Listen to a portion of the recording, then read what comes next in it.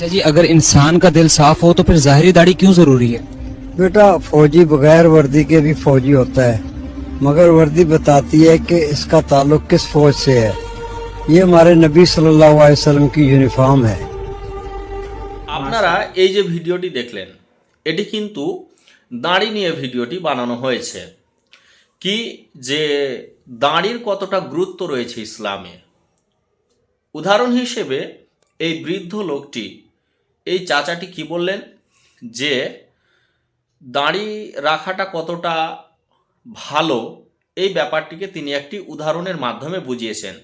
উদাহরণটি দিয়েছেন যে একজন সেনাবাহিনী কিন্তু সর্বক্ষণে যেখানেই সে যাক সে সেনায় থাকে।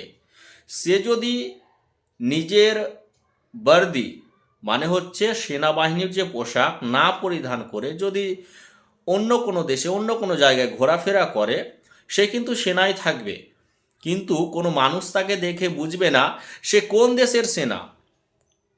আবার সে যদি ড্রেস পরে নেয়, ইউনিফর্ম পরে নেয়, ফৌজির ইউনিফর্ম পরে নেয়, তাহলে তার সেই ড্রেস এবং তার দেশের পতাকা, দেশের নাম দেখে আমরা জানতে পারি সে কোন দেশের সেনা।